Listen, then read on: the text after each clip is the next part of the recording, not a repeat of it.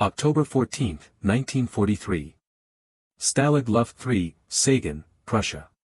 Flight Lieutenant David Morgan stood in the morning roll call line watching frost crystals form on the barbed wire perimeter fence, his breath visible in the cold air, his stomach empty except for the thin ersatz coffee the Germans called breakfast. 26 years old. Bomber pilot. Shot down over Bremen 4 months ago. Every morning began the same way: count the prisoners, count the wire, count the days until this ended. The camp stretched across former farmland 100 miles southeast of Berlin. 3 compounds surrounded by double fences of barbed wire, guard towers every 100 yards, searchlights that swept the grounds after dark. 10,000 Allied airmen imprisoned here, most of them British, American, Canadian. Men who had flown over Germany's cities and industrial centers until German flak or fighters brought them down. Morgan had memorized every detail of the perimeter. The distance between fence posts. The pattern of the guard patrols. The blind spots created by the searchlight's intersection. He studied the wire the way he had once studied navigation charts, looking for a route through, a way home. But the wire remained. The guards remained. And every morning the count continued. The Luftwaffe ran Stalag Luft III with methodical efficiency. Rations arrived on schedule, though never enough to satisfy hunger. Mail call happened twice weekly, though letters often arrived months after they were written. The prisoners received Red Cross parcels containing chocolate, cigarettes, powdered milk, things that made imprisonment slightly more bearable. The Germans provided barracks heated by small stoves, though fuel remained scarce. They allowed prisoners to organize sports leagues, theatrical productions, educational courses, activities that filled the empty hours between roll calls. Yet beneath this regulated existence, a different reality operated.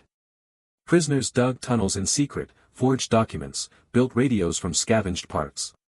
The escape committee coordinated these efforts, selected which men would attempt breakouts, maintained discipline among prisoners who might compromise security through careless talk. Morgan had joined this underground organization within weeks of his arrival, volunteering for tunnel digging duties, accepting the claustrophobia and the danger of cave-ins. The letter arrived on October 18 during the afternoon mail distribution. Morgan's name was called. He walked forward, accepted the envelope from the German corporal managing the mail cart. The handwriting was unfamiliar. The return address showed Geneva, Switzerland. Not his wife. Not his parents. Someone else. He opened the envelope in his barracks room, shared with 15 other officers in bunks stacked 3 high against wooden walls. The letter inside was brief, written in careful English script that suggested a non-native speaker. Flight Lieutenant Morgan, you do not know me. My name is Hans Richter. I am the German pilot who shot down your Lancaster on June 16. I write to tell you that I saw your crew escape before the aircraft exploded. I counted 4 parachutes. The 5th man, I believe, was you. I hope this information brings you some peace. I did not want to kill anyone. We were all just following orders. I am sorry for the war. Respectfully, Hans Richter. Morgan read the letter 3 times. Then he walked to his bunk and sat down, the paper trembling slightly in his hands. His crew. 4 parachutes. The night of June 16 remained fragmented in his memory. The mission briefing at 1,400 hours, target Bremen's shipyards, expected flak heavy but fighter activity moderate. The takeoff at 1830 hours, Lancaster bomber fully loaded with fuel and incendiaries. The flight across the North Sea, 7 men sealed in an aluminum tube flying toward Germany. The flak barrage over Bremen that tore open their starboard wing. The fighter attack that followed, cannon rounds punching through the fuselage. The fire spreading through the bomb bay. His order to bail out. Then falling through darkness, parachute deploying, hitting the ground hard in a German field. He had never known what happened to his crew. The Germans interrogated him for 3 days at Stalag Luft, the transit camp for captured airmen. They asked about squadron strength, bomb loads, navigation techniques. He gave name, rank, and serial number. Nothing else. They showed him no information about his crew members. Then they transferred him to Stalag Luft III, where he joined thousands of other prisoners whose stories all ended the same way, falling from the sky into German hands. 4 parachutes. That meant 4 men might have survived. Or 4 men might have been captured elsewhere. Or 4 men might have died after landing. The letter provided no certainty, only the witness of one German pilot who had watched Morgan's Lancaster disintegrate in the night sky above Bremen. Morgan kept the letter in his pocket. He told no one about its contents. During the evening meal, he ate his ration of black bread and watery soup without tasting it. In the darkness after lights out, he lay in his bunk listening to the sound of 10,000 men trying to sleep behind barbed wire. The next morning during roll call, he studied the faces of the German guards. Young men, most of them. 18, 19, 20 years old. Too young for the Eastern Front, assigned instead to guard prisoners in a camp far from combat. They carried rifles but rarely pointed them. They shouted commands but without the viciousness Morgan had expected from Germans. They were just soldiers doing their duty, following orders, waiting for the war to end like everyone else. One guard stood out. Slightly older than the others, perhaps 28 or 30. He supervised the morning count with quiet efficiency, correcting mistakes without shouting, addressing prisoners by rank rather than number. His uniform was faded, his boots worn. A man who had been at war too long. Morgan wondered if Hans Richter looked like this guard. A man who had shot down British bombers and felt guilty about it. A man who tracked down the address of one of his victims and wrote a letter apologizing for following orders. What kind of German pilot did such a thing? The escape committee met that afternoon in Barrack 104. Morgan attended, though his mind remained elsewhere. Squadron Leader Williams, the senior British officer in the compound, discussed progress on 3 tunnels currently under excavation. Tom, Dick, and Harry, they called them. Tom ran from Barrack 123 toward the western fence. Dick originated from the shower block near the eastern perimeter. Harry began beneath a stove in Barrack 104 and aimed for the forest beyond the northern wire. Each tunnel required months of work. Men digging in shifts, disposing of sandy soil without attracting German attention, shoring up tunnel walls with bed slats and tin cans, building air pumps from old kit bags, stringing electrical wiring stolen from camp lighting systems. The engineering was sophisticated, the organization complex, the risks enormous. Cave-ins could kill. Discovery meant execution. Williams assigned Morgan to the engineering team for Tunnel Harry. Good news under normal circumstances. Morgan had training in structural calculations from his pre-war job as a civil engineer. But today he couldn't concentrate on Williams' diagrams showing tunnel depths and support beam placement. His thoughts kept returning to 4 parachutes falling through German sky. After the meeting, Williams pulled Morgan aside. "You seem distracted, David. Something wrong?" Morgan hesitated. Then he showed Williams the letter from Hans Richter. Williams read it slowly. When he finished, he looked at Morgan with an expression that contained both sympathy and concern. "This is extraordinary.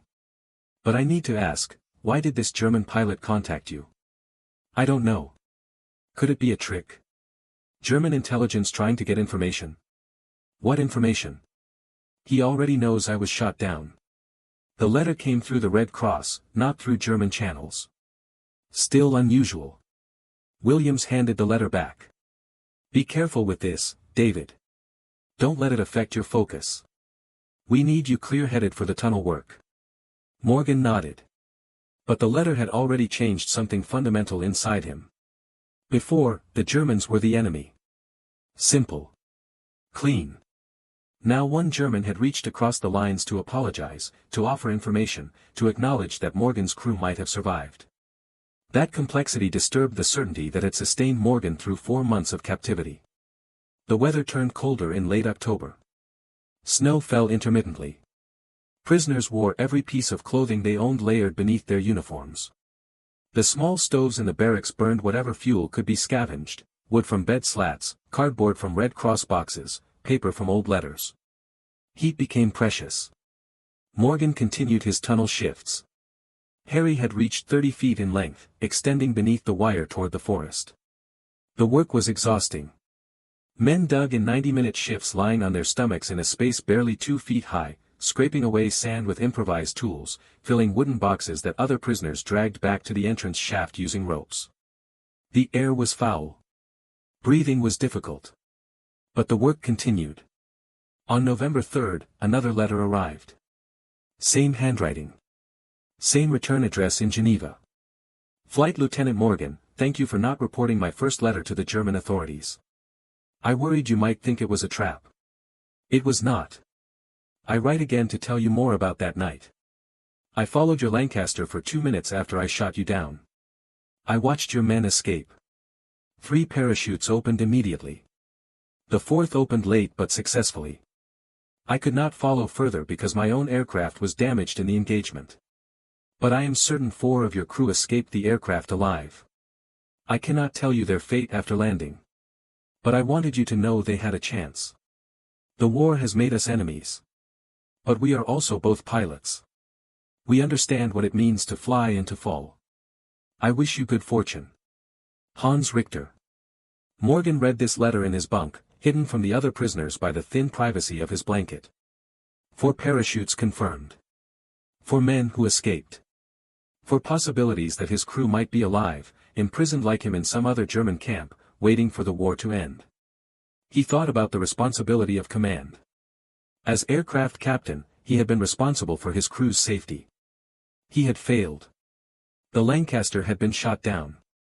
Men had fallen from the sky. Whether they lived or died afterward, his failure remained. He had not brought them home. But Hans Richter's letter suggested something different. Richter said Morgan's order to bail out had saved lives. The men had escaped before the bomber exploded. They had opened their parachutes. They had reached the ground alive. Morgan's final command as their captain had worked. This realization changed the weight Morgan had been carrying. For 4 months, he had believed his entire crew dead, incinerated in the Lancaster's explosion or killed in the fall. Now he knew differently. He had saved them. At least 4 of them. Maybe all 5, depending on what happened after they landed. The German pilot who shot them down was telling him this. The enemy was offering mercy. November 17, 1943. The first heavy snow of winter covered Stalag Luft III. Morgan walked the perimeter during the afternoon recreation period, following the warning wire that marked the boundary 30 feet inside the main fence. Crossing the warning wire meant instant execution. The guards had orders to shoot without challenge. Several prisoners had been killed that way, men who stumbled too close to the wire in confusion or despair or deliberate suicide. Morgan stayed well back from the wire, hands in his pockets, watching the guard towers. The same older guard he had noticed before stood in the western tower, rifle slung over his shoulder, collar turned up against the cold. Their eyes met briefly. The guard nodded slightly. Morgan nodded back. A small acknowledgement between men who existed on opposite sides of the same war. In Tunnel Harry, work progressed slowly through frozen ground. The sandy soil that had made digging easier in summer now required picks to break apart. Progress dropped to 2 feet per shift instead of 5. But the engineering team compensated by improving the tunnel's ventilation system, extending the air pump mechanism, strengthening the support beams with salvaged metal from tin cans. Morgan spent 4 hours underground on November 19, digging in near total darkness, breathing stale air pumped through a pipe made from powdered milk tins.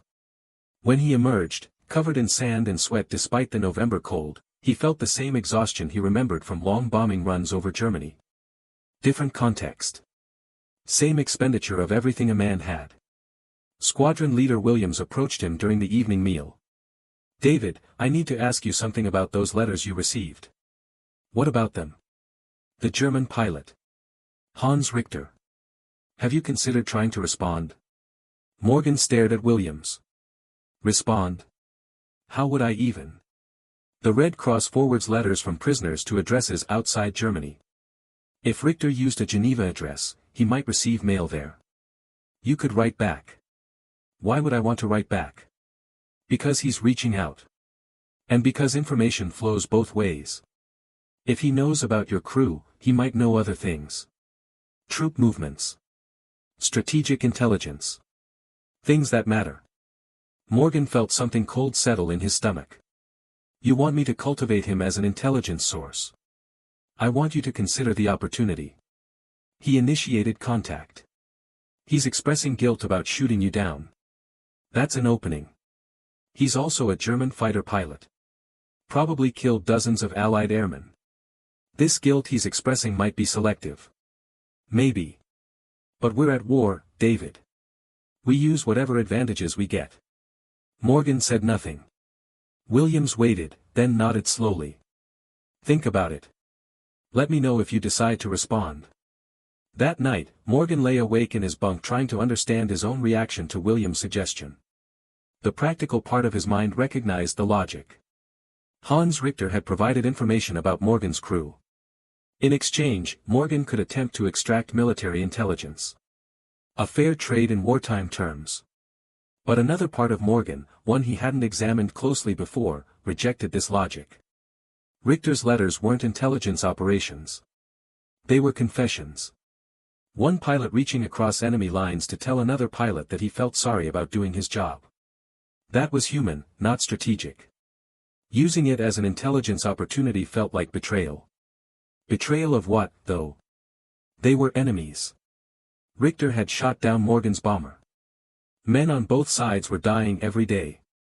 Exploiting an enemy's guilt was just another form of combat, arguably more ethical than dropping incendiary bombs on German cities. Yet Morgan couldn't make himself believe that argument. Something in Richter's letters had created an obligation Morgan didn't fully understand. Not friendship, certainly. But recognition. Two men who had tried to kill each other acknowledging their mutual humanity. Breaking that recognition for intelligence purposes seemed worse than the original violence. On November 24, Morgan wrote a letter. Not to Hans Richter. To his wife, Margaret, in London. He told her about the German pilot's letters. He asked what she thought he should do. The letter would take weeks to reach England, if it arrived at all. Mail from prisoner camps was censored, delayed, sometimes lost entirely. But Morgan needed someone outside the wire to tell him whether his instincts were right or whether he was being naive. December brought deeper cold. Prisoners burned anything that would catch fire. Guard patrols increased after intelligence reports suggested escape attempts were accelerating. Williams announced that Tunnel Tom had been discovered by German guards during a routine compound inspection. The entrance shaft had been found beneath a drain in the latrine. 30 feet of tunnel destroyed, 6 months of work lost. But tunnels Dick and Harry remained undetected. Work continued in both, though more cautiously. Morgan's engineering team reinforced Harry's ceiling beams, anticipating the spring breakout Williams was planning. If everything went according to schedule, 200 men might escape through Harry in March 1944. The largest mass escape of Allied prisoners in the war's history. Morgan worked his tunnel shifts with mechanical precision, his mind elsewhere. The question Williams had asked haunted him. Should he respond to Richter's letters? And if he responded, what should he say? A third letter arrived on December 8. This time, the envelope was thicker. Morgan opened it alone in his barracks room. Inside, he found 2 pages written in the same careful English script. Flight Lieutenant Morgan, I do not know if you are receiving these letters. I hope you are. I need to tell you something about myself so you understand why I write to you. Before the war, I was a teacher. Mathematics. I taught at a gymnasium in Hamburg. When the war started, I joined the Luftwaffe because I loved flying. I had learned as a civilian pilot before 1939. The military training was exciting. I felt proud to serve Germany. In 1940, I flew reconnaissance missions over France. In 1941, I transitioned to fighters. I shot down my first enemy aircraft in November 1941 over the Channel. It was a British Blenheim bomber. I watched it fall into the sea. I felt satisfaction. I was defending my country. But in 1942, I began to question what defending Germany meant. I was shooting down British bombers that were bombing German cities. Killing German civilians. But British bombers were flying because German bombers had attacked British cities first. And German forces had invaded Poland, France, Norway, Russia. We started this cycle of violence. I started believing we were not defending Germany. We were perpetuating a war we should never have begun. When I shot down your Lancaster, I felt no satisfaction. Only exhaustion. Another British bomber destroyed. More men falling from the sky. For what purpose? The war will not end because I shot down your Lancaster. It will end when Germany stops fighting. And Germany will not stop until we are defeated completely. So I shoot down British bombers knowing that I am delaying the inevitable and killing men who are actually helping to end this war. This thought makes me sick. I tell you this because I want you to know that not all Germans believe in what we are doing. Some of us understand we are wrong. But we cannot stop fighting because stopping means execution for cowardice. We are trapped in a machinery we cannot escape. Like you behind your wire. I apologize again for shooting you down. I wish the war would end tomorrow. Hans Richter. Morgan read the letter 4 times. Then he folded it carefully and placed it in his pocket with the others. A mathematics teacher. A man who loved flying.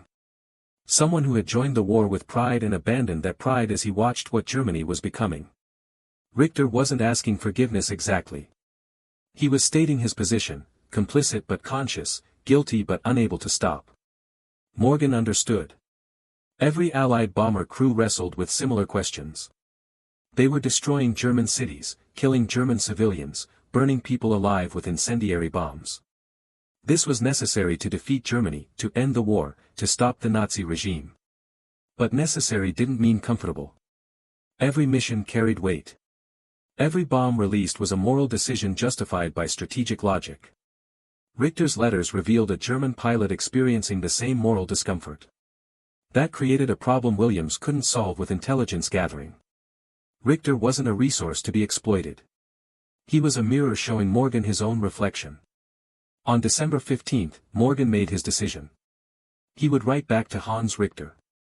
Not for intelligence purposes. Not to cultivate an asset. But to respond as one pilot to another, acknowledging what Richter had offered. He drafted the letter carefully, writing it out longhand on paper salvaged from a Red Cross parcel. Mr. Richter, I received your 3 letters. Thank you for telling me about my crew. Knowing they might have survived makes captivity more bearable. I want you to know that I understand what you wrote about moral complexity. Allied bomber crews face similar questions. We bomb German cities because we believe it shortens the war. But shortening the war requires killing German civilians. This creates weight we all carry. I do not forgive you for shooting down my aircraft. But I acknowledge that you were doing your duty as I was doing mine. We are enemies. But we are also both trapped in circumstances larger than ourselves. You cannot stop flying for Germany without being executed. I cannot stop fighting Britain's war even from behind this wire. So we continue. I hope the war ends soon. When it does, I hope we both survive to remember what we did and why. Respectfully, Flight Lieutenant David Morgan. He showed the letter to Williams before sealing it. Williams read it without comment, then handed it back. You're not exploiting the connection. No. That's your choice. But understand what you're giving up. This German is practically begging for absolution. You could use that. I could. But I won't. Williams nodded slowly. All right. I'll approve the letter for Red Cross forwarding. But David, don't expect him to respond. He's told you what he needed to tell you. That might be enough for him. Morgan sealed the letter and submitted it through official channels. The camp censors would read it. The Germans would read it.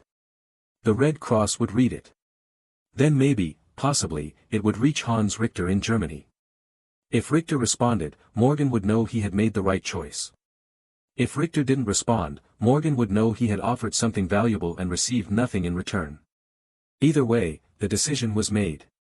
Christmas 1943 came to Stalag Luft III with forced cheerfulness. Prisoners organized a talent show, sang carols, shared extra rations from Red Cross parcels saved for the occasion. The German guards allowed an extended recreation period. For one day, the war paused slightly. Morgan spent Christmas evening in his barracks, reading old letters from his wife, thinking about his crew, wondering if Hans Richter was flying combat missions over Germany while Morgan sat behind wire. The contradiction felt absurd, 2 pilots who had tried to kill each other now corresponding like pen pals while the war ground on around them. Yet maybe that contradiction was the point. Maybe acknowledging humanity across enemy lines was the only sane response to insanity. Or maybe Morgan was just trying to justify a decision that would be seen as collaboration if it ever became public. He fell asleep on Christmas night not knowing which explanation was true. January 12, 1944. 16 degrees below zero. Ice crusted the barbed wire fences of Stalag Luft III. Morgan received his reply. The letter arrived during morning mail distribution, same Geneva address, same careful handwriting. Morgan carried it to his barracks, hands shaking slightly from cold and anticipation. Flight Lieutenant Morgan, your letter reached me on January 8. I am grateful you responded. I was uncertain whether you would, or whether my letters were being intercepted by German intelligence and used against me. Your acknowledgement of moral complexity means more than I can express. I have discussed these matters with no one except you. In Germany, admitting such doubts is dangerous. My fellow pilots talk about kill counts and tactical victories. They do not discuss the moral weight of what we do. If they feel it, they hide it. So I hide it too, except in these letters to you. I must tell you something difficult. On December 20th, I shot down another British Lancaster over Munich. 8 crew members. I watched the aircraft burn. I saw no parachutes. All killed, I believe. I am responsible for those deaths. I completed my mission successfully. My commander commended my performance. I was physically sick after landing. I have been a fighter pilot for 3 years. I have shot down 17 Allied aircraft. I estimate I have killed or contributed to killing approximately 80 men. British, American, Canadian, Australian. I know these numbers. I count them. They do not become easier with practice. They become heavier. You wrote that you cannot stop fighting Britain's war even from behind wire. I understand that more than you know. The machinery of war does not pause because individual soldiers question it. We are all components in a system larger than ourselves. The system continues regardless of our moral comfort. I will continue flying. You will continue hoping for escape. Germany will continue fighting until defeated. This is the logic of war. But within that logic, small acts of recognition matter. Your letter acknowledged me as something other than the enemy who shot you down. That recognition allows me to continue believing I am still human despite what I do in the air. Thank you for that gift. Hans Richter. Morgan sat on his bunk holding the letter, trying to process what he had just read. 17 aircraft. 80 men killed. Richter wasn't expressing hypothetical guilt. He was confessing to ongoing killing while asking Morgan to help him bear the weight. This was more complicated than Morgan had anticipated. He had expected either silence or acknowledgement. He hadn't expected to become Hans Richter's confessor. But perhaps that's what Richter needed. Someone outside his chain of command, outside German military culture, outside the system that required him to keep killing while hiding his discomfort. Morgan represented neutral territory where Richter could speak honestly without danger of execution for defeatism. The question was whether Morgan wanted that role. Being Richter's confessor meant accepting partial responsibility for Richter's continued actions. If Morgan's letters helped Richter cope with killing, was Morgan complicit in future deaths? Squadron leader Williams found Morgan in the barracks that evening. I heard you got another letter from your German pilot. Yes. What did he say? Morgan handed Williams the letter.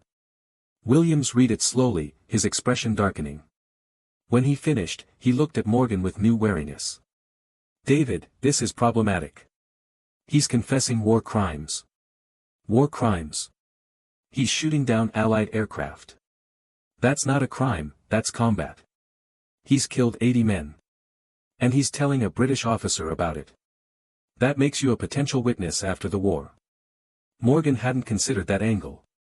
Williams was right.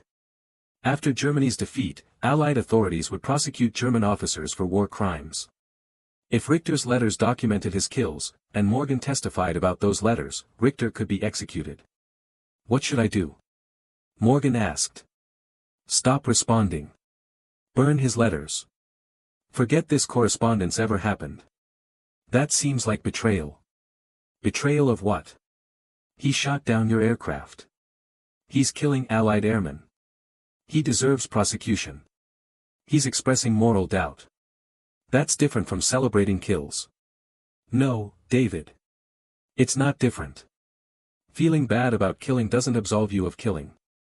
German officers will claim they were following orders, that they felt terrible about it, that they had no choice. We'll execute them anyway because what they felt doesn't matter compared to what they did. Williams handed the letter back. I'm ordering you to stop this correspondence. No more letters to Hans Richter. No more responses. This is becoming a security issue. A security issue? How? Because you're developing a relationship with an active enemy combatant. That compromises your judgment and creates potential intelligence risks. I can't allow it. Morgan felt anger rise in his chest. You wanted me to cultivate him as an intelligence source. Now you're ordering me to cut contact because he's actually being honest. I wanted you to exploit his guilt, not become his therapist. There's a difference. Maybe there shouldn't be. Williams stood up, his face hardening. Flight Lieutenant Morgan, I am giving you a direct order. No further correspondence with Hans Richter. Is that understood? Morgan stared at Williams, weighing his options. Disobeying a direct order in a prisoner of war camp meant loss of privileges, possible solitary confinement, definitely exclusion from escape plans. Everything Morgan had worked for, Tunnel Harry, the spring breakout, going home, depended on Williams' approval. Understood, Morgan said quietly. Williams nodded and left the barracks. Morgan sat on his bunk holding Richter's letter, knowing he would disobey Williams' order, knowing the consequences, unable to make himself care. The next morning, January 13th, Morgan drafted another letter to Hans Richter. He wrote it carefully, hiding the paper inside a copy of Dickens' Great Expectations borrowed from the camp library. When he finished, he folded the letter inside his uniform pocket and walked to the Red Cross office during the afternoon recreation period. The office was staffed by a Swiss Red Cross representative, a neutral civilian authorized to oversee prisoner mail and parcel distribution. Morgan approached the representative, a middle-aged man named Herr Zimmermann who had worked at Stalag Luft III for 2 years. Herr Zimmermann, I need to send a letter through Geneva channels. Can you help me? Zimmermann looked up from his paperwork. Of course, Flight Lieutenant. All prisoner mail goes through Geneva. You submit it through the normal censorship process. I need this letter to bypass the normal process. It's sensitive. Zimmermann's expression changed. Sensitive how? Personal correspondence that British command wants stopped. But I need to continue it. Flight Lieutenant, I cannot assist you in violating your own chain of command. I'm not asking you to violate anything. I'm asking you to exercise your authority as a neutral representative. Prisoners have the right to send personal mail without interference from military authorities. The Geneva Convention guarantees that. The Geneva Convention also requires prisoners to obey lawful orders from their superior officers. Is an order preventing personal correspondence lawful? Zimmermann considered this carefully. If the correspondence creates security risks, yes. This correspondence doesn't create security risks. It's letters between two pilots expressing regret about the war. That's not intelligence leakage. Then why does your command want it stopped? Morgan hesitated. Then he told Zimmermann the truth, because acknowledging enemy humanity complicates the moral certainty required for war. My commander doesn't want me seeing Germans as people. He wants me seeing them as targets. Zimmermann was silent for a long moment. Then he said, give me the letter. I'll forward it through Geneva. But Flight Lieutenant, if your commander discovers this, I will deny helping you. Understood? Understood. Thank you. Morgan handed over the letter. Zimmermann placed it in a separate stack, away from the regular mail processing. This will take longer than normal prisoner mail. Possibly 3 weeks to reach Germany. That's fine. Morgan left the Red Cross office feeling both relief and apprehension. He had committed deliberate insubordination. If Williams discovered it, Morgan would be removed from all escape operations, possibly placed in solitary confinement. But he had kept faith with Hans Richter. Whether that was worth the price remained to be seen. The letter Morgan sent to Richter on January 13th was brief. Mr. Richter, I received your January 8th letter. I understand the weight you carry. I cannot absolve you of it. But I can tell you that recognizing the weight makes you different from men who kill without thought.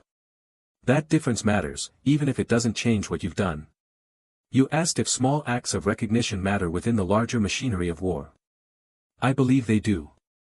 They preserve our humanity when the war tries to destroy it. Keep writing if it helps. I will keep responding.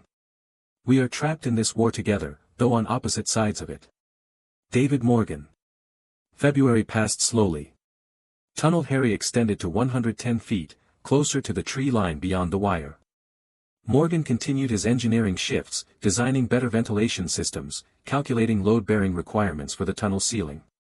The work kept his hands busy but left his mind free to wander. He thought about his wife Margaret in London. He thought about his crew, wherever they were. He thought about Hans Richter flying combat missions over Germany. 3 separate realities, all connected through Morgan's memory and imagination, all beyond his ability to influence while he remained behind wire. On February 29, another letter arrived from Richter. Morgan opened it in the privacy of his bunk. Flight Lieutenant Morgan, your letter reached me on February 18. Thank you for continuing to respond despite your commander's opposition. I assume he has ordered you to stop. That you continue anyway tells me something about your character. I want to tell you about a mission I flew on February 15. We intercepted a formation of American B-17 bombers over Regensburg. My squadron shot down 4 bombers. I personally shot down 1. I watched 28 men fall from those 4 aircraft. Some parachutes opened. Some did not. I do not know how many survived. After landing, my squadron leader reported the mission as a success. 4 enemy aircraft destroyed. Our fighter losses, 0. Victory, by all military metrics. But I counted the falling men. I imagined their families receiving telegrams. Missing in action. Killed in action. 28 families whose lives changed on February 15 because I and 11 other German pilots did our job successfully. I am tired, Morgan. I am tired of counting. I am tired of killing. I am tired of celebrating victories that consist of other men's deaths. But I cannot stop. If I stop flying, I will be executed for cowardice. If I fly poorly, I will be killed by Allied fighters. So I fly well and kill efficiently and count the bodies and write letters to a British officer I shot down who somehow still responds. I do not know why you continue responding. But I am grateful. Your letters remind me that humans exist beyond the killing. Hans Richter. Morgan folded the letter carefully and placed it with the others. 8 letters now.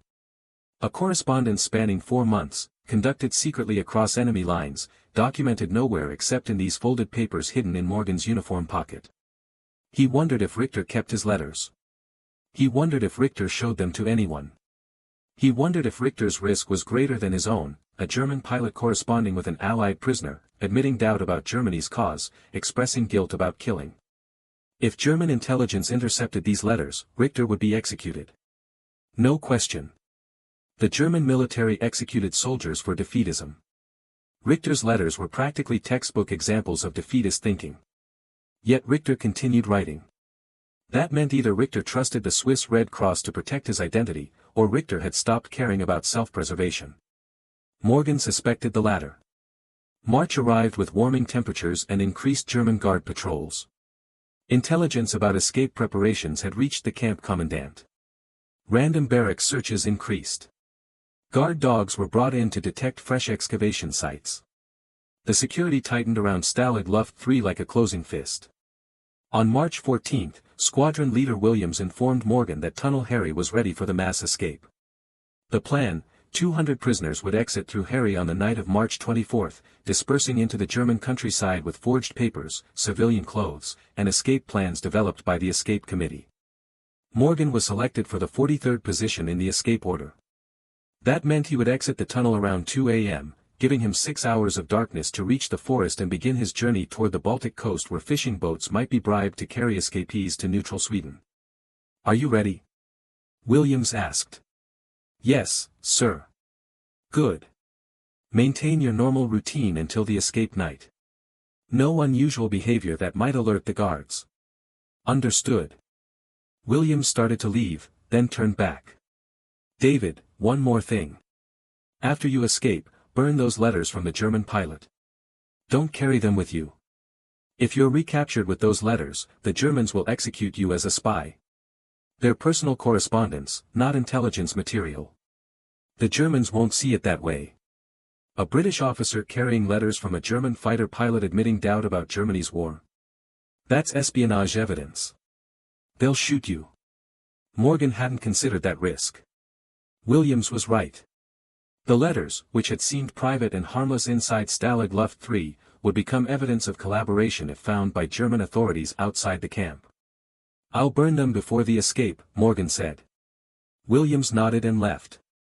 But Morgan knew immediately he wouldn't burn the letters. He would carry them.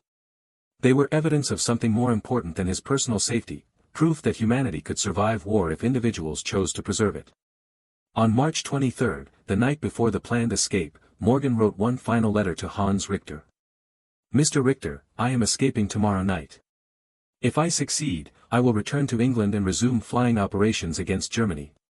If I fail, I will likely be shot by German guards or recaptured and returned to a prison camp. Either way, this correspondence will end. I want you to know that your letters have mattered to me. They've shown me that acknowledging the cost of war doesn't require abandoning one's duty. We can fight and still recognize the humanity of those we fight. I do not know if we will survive this war. I do not know if we will ever meet. But I know that what we've shared across these letters has preserved something valuable in both of us. Thank you for that. Whatever happens to me, I hope you survive. I hope Germany surrenders before more killing is required. I hope we both live to remember what we did and why, without pride but without denial. Good luck, Hans Richter." David Morgan. He sealed the letter and gave it to Herr Zimmermann at the Red Cross office that afternoon. Zimmermann took the letter without comment, though his expression suggested he understood its finality. Morgan returned to his barracks and prepared for the escape. Forged papers identifying him as a French laborer. Civilian clothes assembled from dyed uniforms. A small compass. German currency obtained through black market trades. A map drawn from memory and reconnaissance. And 8 letters from Hans Richter, folded carefully and hidden in a waterproof pouch inside his jacket. The escape began at 2200 hours on March 24. Morgan waited his turn, number 43 in line, watching prisoners descend into the tunnel entrance beneath the barrack stove.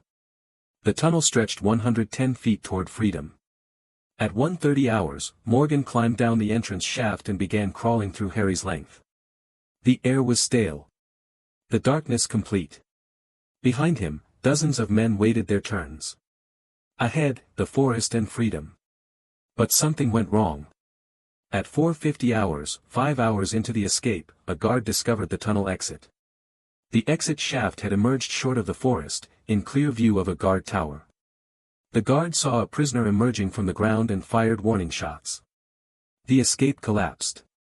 Morgan was still underground when the shots rang out. Behind him, word passed back through the tunnel, abort. Prisoners reversed direction, crawling back toward the camp entrance. Some made it back. Others were caught halfway. Morgan crawled backwards in darkness, hearing shouts above, feeling the tunnel shake as guards stomped on the ground overhead trying to collapse sections. After 20 minutes of crawling, he emerged through the entrance shaft into the barracks where German guards waited with rifles pointed at the stove. Rouse! Rouse! Out! Out! Morgan climbed out, hands raised, covered in sand from the tunnel. Around him, other escaped prisoners were being herded into formation. Some were bleeding from encounters with guards. All looked exhausted. The mass escape had failed. 76 prisoners had made it out of the tunnel. 3 eventually reached England. The others were recaptured within days. And 50 of them were executed by the Gestapo on Hitler's direct orders. April 1, 1944. The aftermath of the escape spread through Stalag Luft III like slow poison. Morgan stood in the compound yard listening to the camp commandant read the names of the executed prisoners. 50 names. 50 men he had known.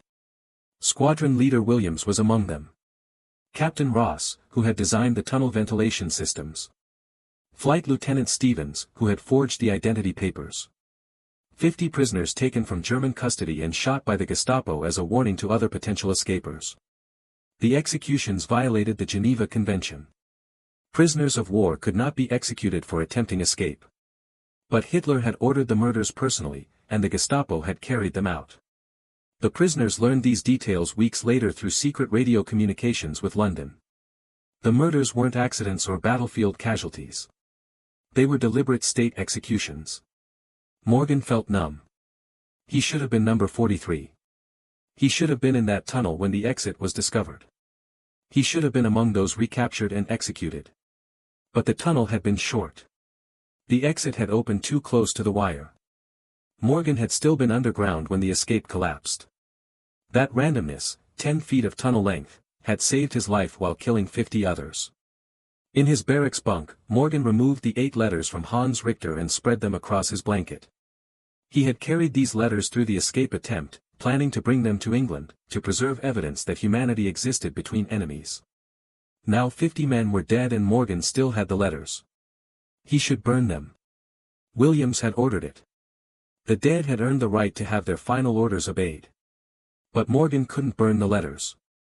They represented something the executions had tried to destroy, the possibility that war could contain recognition, that enemies could acknowledge each other as humans, that killing could coexist with regret. If he burned the letters, the Gestapo won. Humanity collapsed into pure violence. The dead were just dead, their murders just another statistic in a war composed of statistics.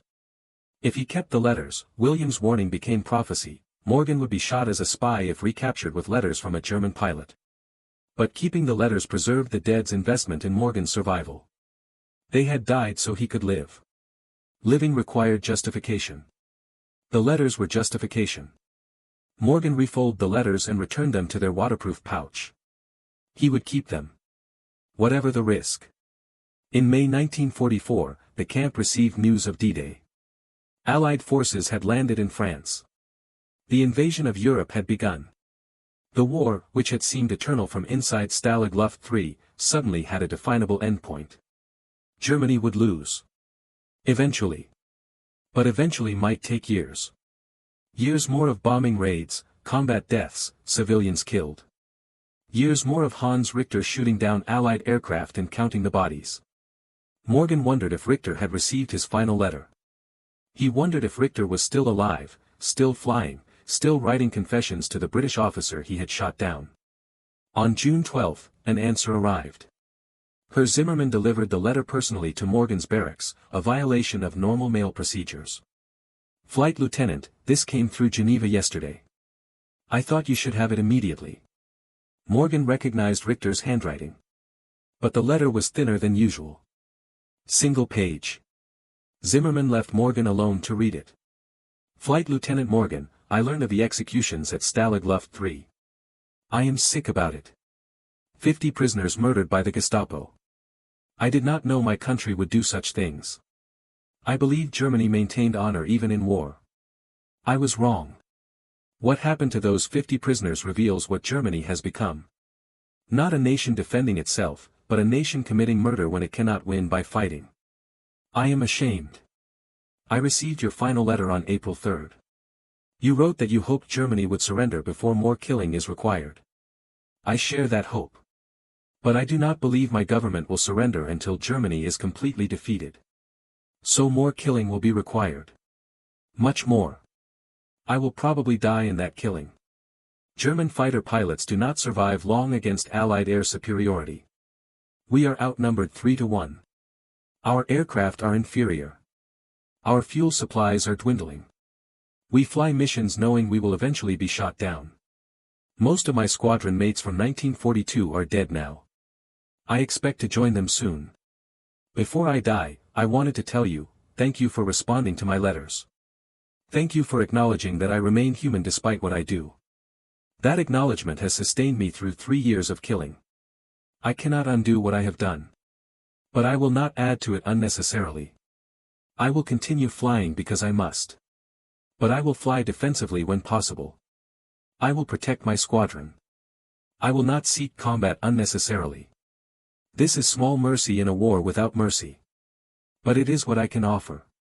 If I survive this war, I will find you in England. I will apologize properly for shooting down your Lancaster. I will thank you properly for treating me as human. Until then, good luck. I hope you escape successfully next time. Hans Richter. Morgan read the letter 3 times. Then he walked to the perimeter fence and stared at the wire, thinking about the weight Richter carried. 50 prisoners executed. Richter learning his government was capable of such murders.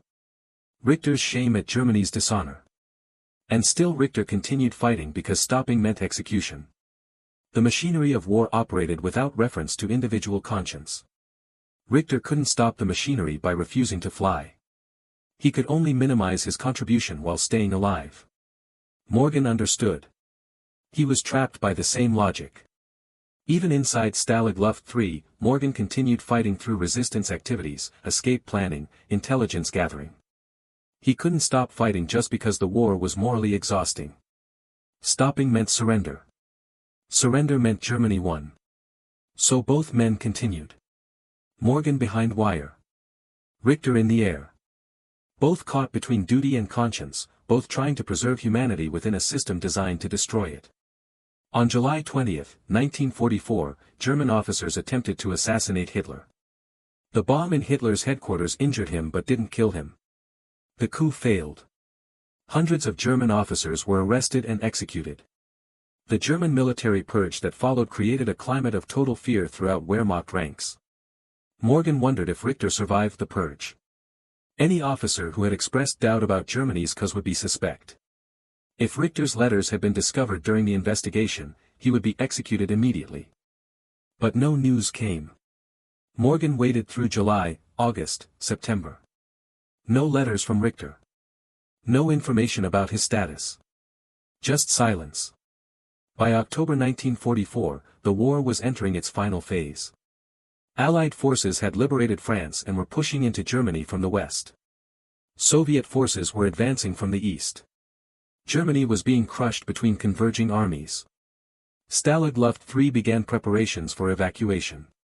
The camp was in Prussia, directly in the path of Soviet advance. German authorities planned to march prisoners west to prevent their liberation by Soviet forces. On January 27, 1945, the march began. 10,000 Allied prisoners evacuated Stalag Luft III in temperatures 20 degrees below zero. German guards forced them to march west through snow, with inadequate food, no medical supplies, and orders to shoot anyone who fell behind. Morgan marched in a column with 3,000 other British and American prisoners. They walked 25 miles the first day. 30 miles the second. Some prisoners collapsed from exhaustion and were shot by guards. Others died from exposure. The letters from Hans Richter remained in Morgan's jacket pocket.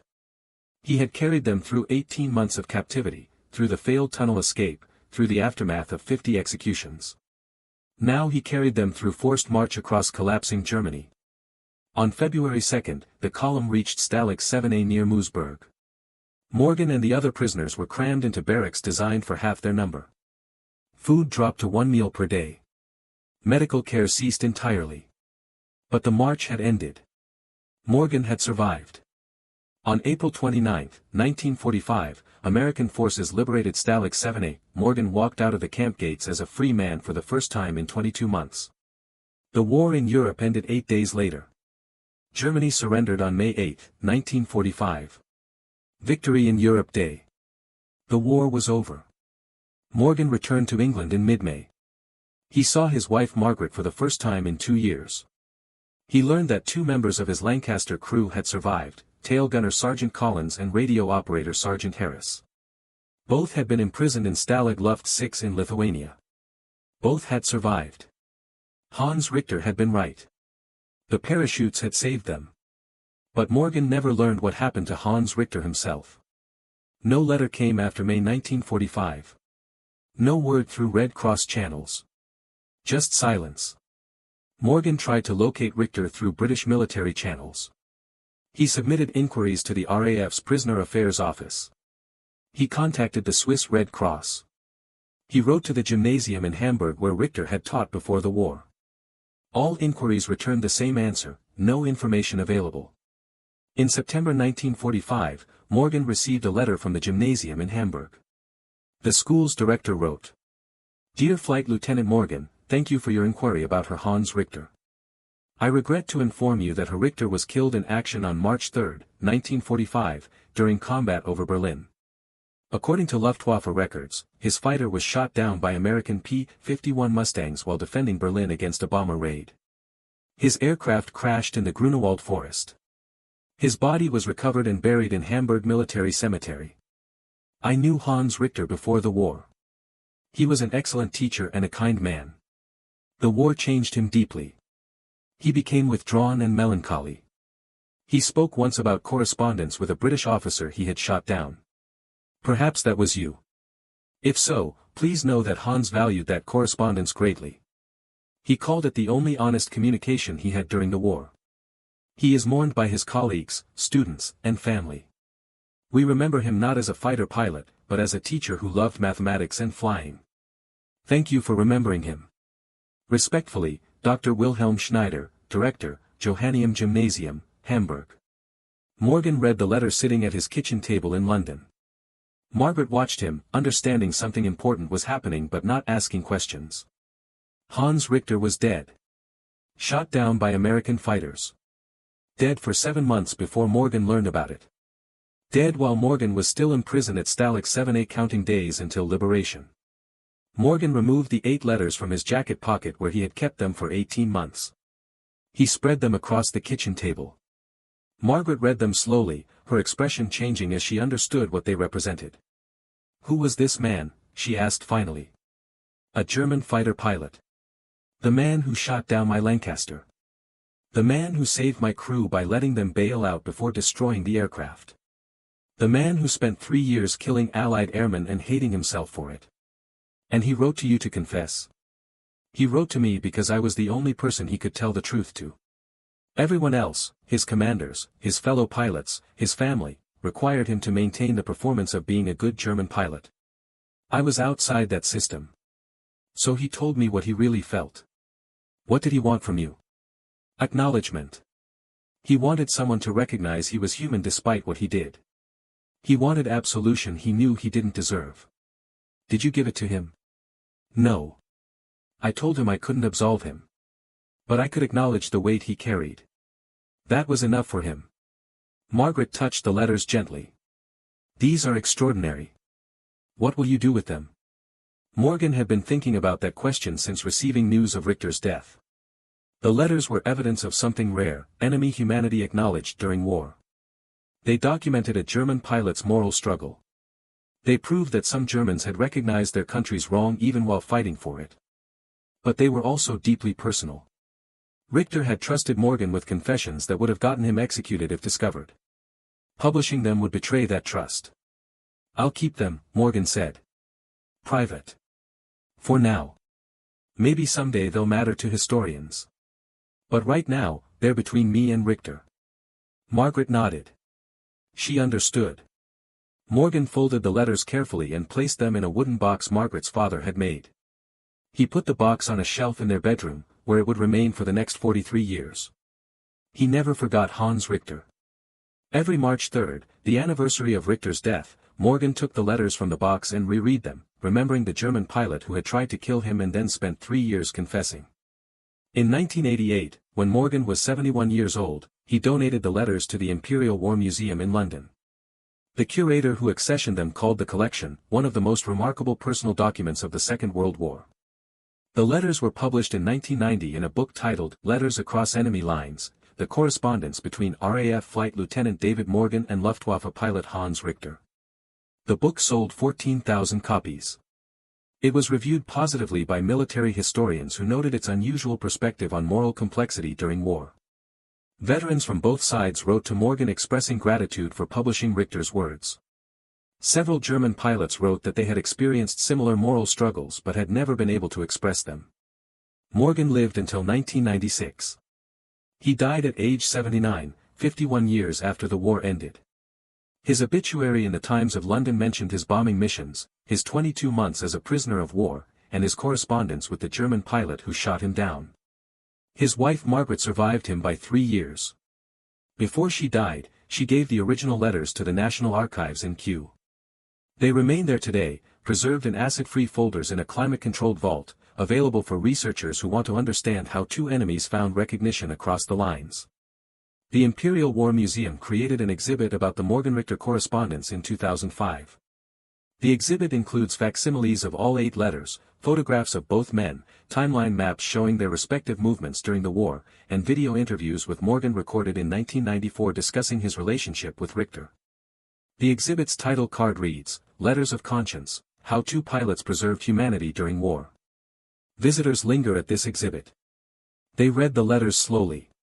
They study the photographs of Morgan and Richter, Morgan in his RAF uniform, Richter in his Luftwaffe flight suit, both young men, both marked by war. School groups visit. Teachers use the exhibit to discuss moral complexity, the difference between following orders and moral responsibility, the importance of acknowledging enemy humanity.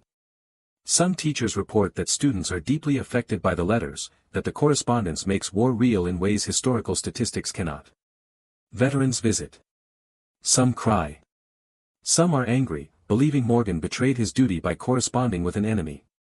Most simply stand quietly, reading the letters, remembering their own wars and the enemies they killed without knowing their names. German visitors visit.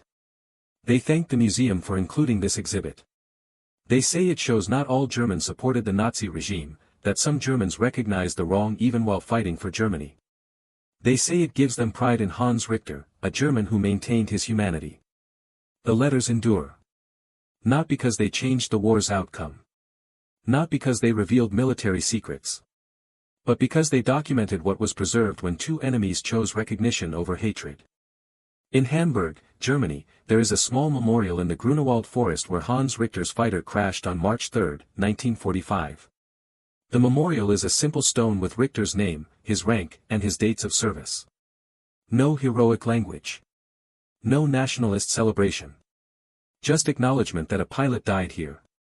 The memorial was placed there in 1992 by former students of Richter's from the Johanneum Gymnasium. They remembered him as a teacher, not as a fighter pilot.